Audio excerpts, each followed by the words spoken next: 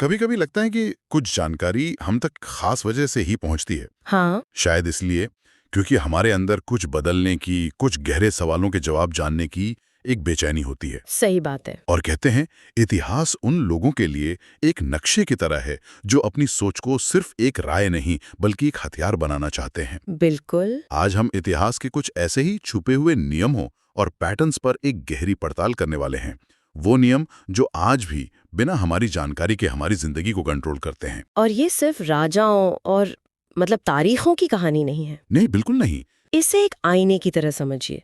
एक ऐसा आईना जो हमारे डर, हमारे लालच और हमारे फैसलों के पीछे की असली वजह दिखाता है। तो आज का हमारा मिशन यही है, इन सारे स्रोतों से मिले ज्ञान को कुछ ऐसे शक्तिशाली सबकों में बदलना जिन्हें हम आज इस्तेमाल कर सकें। हाँ, और हम ये समझेंगे कि बड़ी बड़ी सल्तनतें कैसे बनती हैं और कैसे बिगड़ जाती हैं, इंसान का असली स्वभाव क्या है। और सबसे जरूरी, हम वही गलतियां बार बार क्यों दोहराते हैं।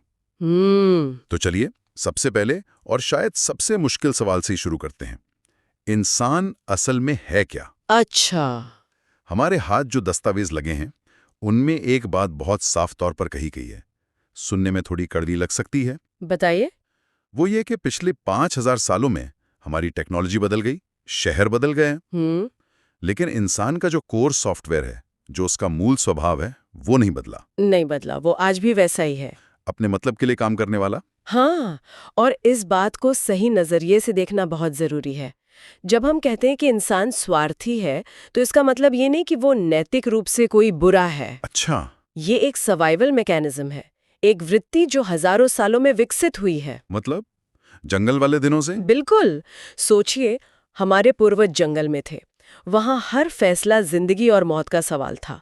अगर वो पहले अपने बारे में नहीं सोचते तो शायद हम आज होते ही नहीं। एग्जैक्टली। वही पुरानी वायरिंग आज भी हमारे दिमाग में है। मतलब ये कि हम दूसरों की परवाह भी तभी करते हैं जब उसमें कहीं ना कहीं, चाहे अनजाने में ही सही, हमारा अपना कोई फायदा जुड़ा हो। ज्यादातर मामलों में हाँ। और इस सच को स्वीकार करने से एक बहुत बड़ा फायदा होता है। क्या? हम खुद को छोटी छोटी बातों के लिए दोष देना बंद कर देते हैं और दूसरों के व्यवहार को ज्यादा असलियत के करीब जाकर देख पाते हैं। उम्मीदें कम हो जाती हैं। हाँ, इससे रिश्ते ज्यादा ईमानदार बनते हैं। इसी वायरिंग की एक और परत है, डर। हम सब सोचना पसंद करते हैं कि हम बड़े लॉजिकल हैं ना, कि हम सोच समझकर फैसले लेते हैं। हाँ, ये तो हम सब मानते हैं। लेकिन रिसर्च बताती है कि हमारे 90% से ज्यादा फैसले डर से लिए जाते हैं। 90%? फेल होने का डर, लोग क्या कहेंगे इसका डर, अकेले रह जाने का डर। ये डर चुपचाप हमारी जिंदगी की ड्राइविंग सीट पर बैठा है। ये बहुत दिलचस्प बात है। जंगल में यही डर हमें किसी जंगली जानवर से बचाता था। ये एक अलार्म सिस्टम था। आज जंगल नहीं है, लेकिन वो अलार्म सिस्टम आज भी उतना ही संवेदनशील है। अच्छा। आज शेर का डर नहीं है, लेकिन बॉस का डर है, इंटरव्यू का डर है, स्टेज पर बोलने का डर है। सही बात है। हमारा दिमाग इन दोनों डरों में फर्क नहीं कर पाता। बिल्कुल नहीं कर पाता। और नतीजा, हम वो काम कभी शुरू ही नहीं कर पाते जो हम करना चाहते हैं, क्योंकि फेल होने का डर वो हमें पंगु बना देता है। लेकिन एक मिनट, क्या इसका मतलब ये है कि आज के जमाने में हमारा ये डर वाला सिस्टम आउटडेटेड हो गया है? एक तरह से हाँ, ये उसी पुराने हार्डवेयर पर चल रहा एक नया सॉफ्टवेयर है। अरे वाह! और इतिहास गवाह है, बड़े बड़े साम्राज्य भी डर की वजह से तबाह हुए। असुरक्षा का डर उन्हें और ज्यादा क्रूर और विस्तारवादी बनाता गया, जब तक कि वो अपने ही बोझ तले दबकर खत्म नहीं हो गए। हाँ, तो जो इंसान अपने डर को लड़कर नहीं बल्कि उसे समझकर काबू करना सीख जाता है, वो असल में अपनी सीमाओं को तोड़ देता है। ठीक है, तो डर और स्वार्थ, ये तो हमें बचाने के लिए है। लेकिन इंसान सिर्फ किसी चीज से भागता ही तो नहीं है, किसी चीज के पीछे भी तो भागता है। तो हमारी असली चाहत क्या है? पैसा, स्टेटस, ये सब तो ऊपरी चीजें हैं। इन सब के नीचे जो असली भूख है वो है शक्ति की, पावर। हाँ, इंसान चाहता है कि उसकी बात सुनी जाए, उसे गंभीरता से लिया जाए, लोग उसकी इज्जत करें। और जब वो कमरे में आए तो लोग उसे नोटिस करें। ये इच्छा हर इंसान में होती है, चाहे वो इसे माने या ना माने। लेकिन शक्ति को तो अक्सर एक बुरी चीज माना जाता है। कहते हैं पावर करप्ट करती है। देखिए, स्रोतों में एक बहुत अच्छी बात लिखी है, शक्ति बुरी नहीं है, वो सिर्फ एक एम्पलीफायर है। एम्पलीफायर? हाँ, वो उसे और बढ़ा देती है जो आप पहले से हैं। अगर एक इंसान अंदर से कमजोर, डरा हुआ और अनुशासनहीन है, तो शक्ति उसे और ज्यादा भ्रष्ट बना देगी। और अगर कोई अनुशासित है तो वही शक्ति उसे कुछ महान बनाने की ताकत देगी। इतिहास के जितने भी बड़े लीडर, वैज्ञानिक या कलाकार हुए हैं, उन सबके अंदर यही शक्ति की भूख थी जिसने उन्हें साधारण से असाधारण बनाया। इंसान के मनोविज्ञान से जुड़ी दो और बातें हैं, तुलना और कहानियां। एक जगह लिखा है कि हमारी 50% से ज्यादा मानसिक पीड़ा का कारण दूसरों से तुलना करना है। 50%? ये बहुत बड़ा नंबर है। हाँ, मतलब हमारा आधा दुख इस बात से नहीं है कि हमारी जिंदगी में क्या कमी है, बल्कि इसलिए कि पड़ोसी की गाड़ी हमसे बड़ी है। बिल्कुल। और आज के सोशल मीडिया के जमाने में तो ये और भी ज्यादा खतरनाक हो गया है। हम अपनी असल जिंदगी के क्या कहते हैं, पर्दे के पीछे के संघर्षों की तुलना किसी और की जिंदगी की हाईलाइट रील से करते हैं और फिर दुखी होते रहते हैं। सही बात है। हमारा दिमाग हमेशा एक रेफरेंस पॉइंट ढूंढता है। हम अमीर हैं या नहीं, ये इस पर निर्भर नहीं करता कि बैंक में कितना पैसा है, बल्कि इस पर कि हमारे आसपास वालों के पास कितना है। हाँ। और दूसरी चीज, कहानियां। ये कहा गया कि इंसान तथ्यों पर नहीं, कहानियों पर विश्वास करता है। ये थोड़ा अजीब नहीं लगता? बिल्कुल नहीं। आप देखिए, धर्म क्या है? एक शक्तिशाली कहानी। राष्ट्र क्या है? एक कहानी जो करोड़ों लोगों को एक साथ जोड़ती है। पैसा क्या है? कागज के टुकड़े पर एक कहानी जिस पर हम सब विश्वास करते हैं। यहाँ तक कि हमारी अपनी पहचान भी तो एक कहानी ही है जो हम खुद को सुनाते हैं। मैं एक सफल इंसान हूँ या मेरी किस्मत ही खराब है। इतिहास वो लिखता है जिसे एक दमदार कहानी सुनानी आती है। हाँ, और सबसे क्रांतिकारी बात यह है कि अगर कोई इंसान अपनी कहानी बदल दे तो उसकी हकीकत भी बदल सकती है। वाह! ये व्यक्तिगत और सामूहिक दोनों स्तरों पर सच है। ठीक है, तो हमने इंसान के ऑपरेटिंग सिस्टम को समझा, स्वार्थी, डरपोक, शक्ति का भूखा और कहानियों पर जीने वाला। लेकिन ये ऑपरेटिंग सिस्टम खाली हवा में तो नहीं चलता। अब जरा उस बड़े खेल के मैदान को देखते हैं जिसमें हम सब मौजूद हैं, प्रकृति और सभ्यता। बिल्कुल। और यहाँ पहला नियम यह है कि प्रकृति के सामने इंसान बहुत बहुत छोटा है। उसके कुछ नियम हैं जिन्हें तोड़ा नहीं जा सकता। और सबसे महत्वपूर्ण नियम जो इन स्रोतों में बार बार आता है वो है, प्रकृति न्याय नहीं करती, वो सिर्फ संतुलन बनाती है। इसका क्या मतलब हुआ? न्याय और संतुलन में क्या फर्क है? बहुत बड़ा फर्क है। न्याय एक इंसानी कॉन्सेप्ट है। अच्छा, बुरा, सही, गलत। प्रकृति के लिए ये सब मायने नहीं रखता। उसके लिए सिर्फ बैलेंस है। जब एक जंगल में आग लगती है तो वो ये नहीं देखती कि कौन सा जानवर अच्छा है और कौन सा बुरा। वो सिर्फ सूखी हुई लकड़ी और पत्तों को साफ कर रही होती है ताकि नई जिंदगी उग सके। इसी तरह जब कोई साम्राज्य या कोई इंसान हद से ज्यादा लालच करता है, असंतुलन पैदा करता है, तो प्रकृति का सिस्टम उसे गिरा देता है। हाँ, ये कोई सजा नहीं है, ये सिर्फ बैलेंस बनाने का एक तरीका है। रोम, ऑटोमन, मंगोल साम्राज्य सब इसी पैटर्न पर गिरे। बिल्कुल। जब अनुशासन टूटता है तो अराजकता आती है। जब जरूरत से ज्यादा विस्तार होता है तो पतन होता है। ये सजा नहीं, ये सिर्फ संतुलन है।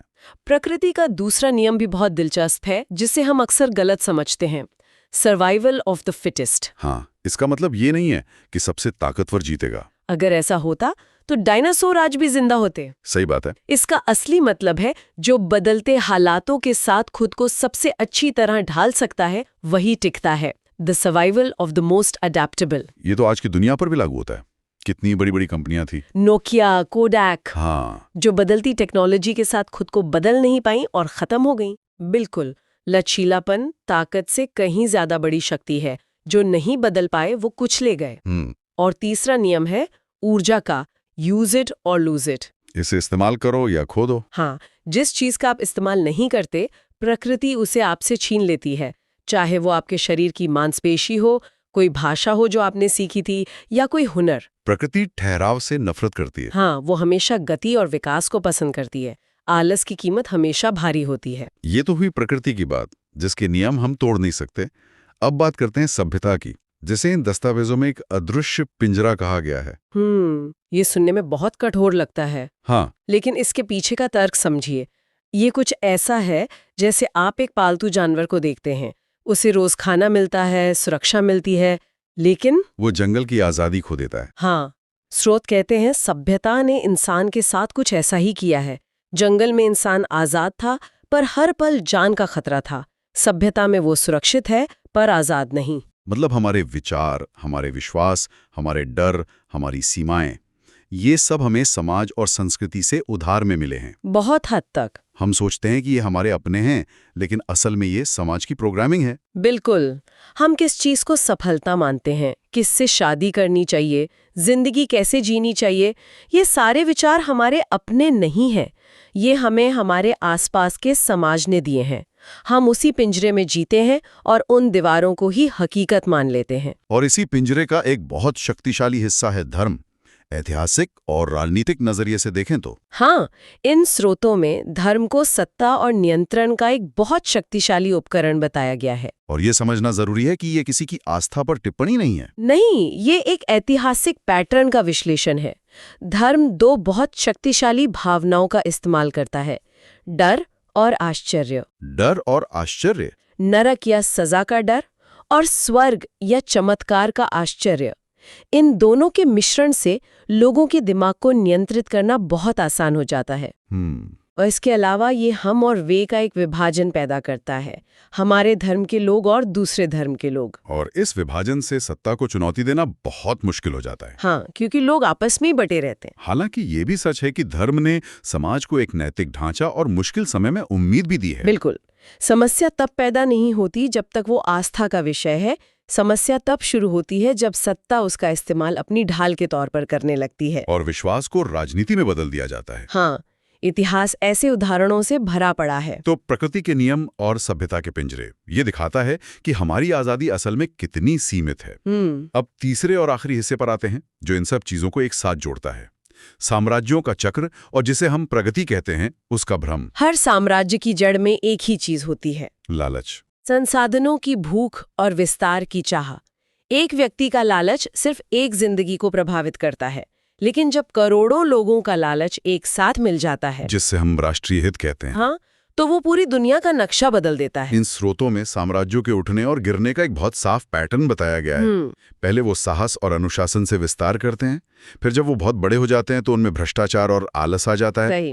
फिर वो अपनी क्षमता से ज्यादा खर्च करने लगते हैं, जिससे अंदरूनी असंतुलन पैदा होता है और अंत में वो ढह जाते हैं। रोम से लेकर ब्रिटिश साम्राज्य तक सबने यही चक्र देखा है। और मजे की बात यह है कि ये आज भी हो रहा है, बस तरीका बदल गया है। मतलब अब साम्राज्य देश नहीं, बड़ी बड़ी टेक कंपनियां बनाती हैं, और नए संसाधन जमीन या सोना नहीं, बल्कि हमारा डेटा और हमारा ध्यान, अटेंशन हैं। अरे वाह, खेल आज भी वही है, नियंत्रण, विस्तार और लाभ। हाँ, लेकिन अब ये पहले से कहीं ज्यादा खतरनाक हो चुका है, क्योंकि ये हमारी जमीन पर नहीं, हमारे दिमाग पर खेला जा रहा है। ये सब सुनकर एक सवाल उठता है, हमने इतनी तरक्की की है, टेक्नोलॉजी, इंटरनेट, क्या हम सच में प्रगति कर रहे हैं? इन दस्तावेजों का कहना है कि ये एक भ्रम हो सकता है। हाँ, क्योंकि हमने अपनी बाहरी दुनिया बदली है, अपनी अंदरूनी दुनिया नहीं। हमने तकनीक बदली है, मानसिकता नहीं। बिल्कुल। आज भी दुनिया के सभी देशों के बजट का सबसे बड़ा हिस्सा हथियारों और सेना पर खर्च होता है। इंसान का हथियार पत्थर से तलवार, तलवार से बंदूक और बंदूक से न्यूक्लियर मिसाइल हो गया है, लेकिन दूसरे पर हावी होने की उसकी प्रवृत्ति, वो नहीं बदली। ये बात तो थोड़ी बेचैन करने वाली है। मतलब हम एक बंदर के हाथ में एक बहुत ही खतरनाक मशीन गन की तरह हैं। कुछ हद तक। और युद्ध की सच्चाई भी नहीं बदली है। इतिहास में कोई भी युद्ध आम जनता ने शुरू नहीं किया। युद्ध हमेशा सत्ता शुरू करती है। हाँ, आम इंसान को सिर्फ शांति और 2 वक्त की रोटी चाहिए। सत्ता को विस्तार, संसाधन और नियंत्रण चाहिए। आज के युद्ध तो सिर्फ मैदान पर नहीं लड़े जाते, वो अर्थव्यवस्था, सूचना और प्रोपेगेंडा से लड़े जाते हैं। असली लड़ाई तो लोगों के दिमाग में बम गिरने से बहुत पहले ही शुरू हो चुकी होती है। तो फिर मानव का भविष्य क्या है? अगर हम कुछ सीख ही नहीं रहे हैं तो अंत क्या है? इन स्रोतों में एक बहुत गहरी बात कही गई है। हमारा भविष्य इस बात से तय नहीं होगा कि हमारी टेक्नोलॉजी कितनी एडवांस्ड होगी। तो फिर किससे होगा? भविष्य इस बात से तय होगा कि हम अपनी निचली इच्छाओं यानी लालच, डर और नफरत को कितना नियंत्रित कर पाते हैं। टेक्नोलॉजी हमें सिर्फ ताकत देती है, वो हमें सही और गलत का विवेक नहीं देती। और इतिहास का सबसे बड़ा, सबसे कठोर सबक यही है। क्या? अगर इंसान इतिहास से नहीं सीखता तो इतिहास उसे फिर से सिखाएगा, और इतिहास का सिखाने का तरीका हमेशा बहुत दर्दनाक होता है। प्रगति का असली मतलब बेहतर फोन या तेज कारें बनाना नहीं है, बल्कि अपनी मानसिकता को बदलना है। उन गलतियों को दोहराना बंद करना है जो हम सदियों से करते आ रहे हैं। तो आज की इस पूरी चर्चा को अगर समेटें तो सार यही है कि इतिहास एक आईना है। ये दिखाता है कि मानव व्यवहार के जो पैटर्न्स हैं, हमारा डर, हमारा लालच, शक्ति की हमारी चाह, वो हजारों सालों से लगभग वैसे के वैसे ही हैं। हाँ। जब तक हम अपने अंदर के इन पैटर्न्स को नहीं समझेंगे, हम अपनी कहानी खुद नहीं लिख पाएंगे, बल्कि उन्हीं पुरानी घिसी पिटी कहानियों को अनजाने में दोहराते रहेंगे। बिल्कुल। प्रकृति हमें सिखाती है कि संतुलन सबसे जरूरी है। सभ्यता हमें सुरक्षा देती है, लेकिन हमारी आजादी की कीमत पर। और प्रगति का हमारा विचार अक्सर एक भ्रम होता है, क्योंकि हम बाहर बदलते हैं, भीतर नहीं। ये सब जानना निराशाजनक लग सकता है, लेकिन असल में ये बहुत शक्तिशाली है। हाँ, क्योंकि जब आप खेल के नियम जान जाते हैं, तभी आप उसे जीतने की रणनीति बना सकते हैं। इस गहरी पड़ताल के अंत में हम अपने श्रोताओं के लिए एक विचार छोड़ना चाहेंगे, जो इन सभी स्रोतों के सार से निकल कर आता है। इतिहास कहता है कि असली जीत किसी देश को या किसी दुश्मन को हराने में नहीं है। असली जीत तब होती है जब इंसान अपने स्वभाव के इन छिपे हुए ऑटोमेटिक पैटर्न्स को समझ लेता है और उन्हें अपने काबू में कर लेता है। तो आज अपने व्यवहार का वो कौन सा एक पैटर्न है, चाहे वो डर हो, तुलना हो या गुस्सा, जिसे पहली बार गहराई से देखने और समझने की जरूरत है?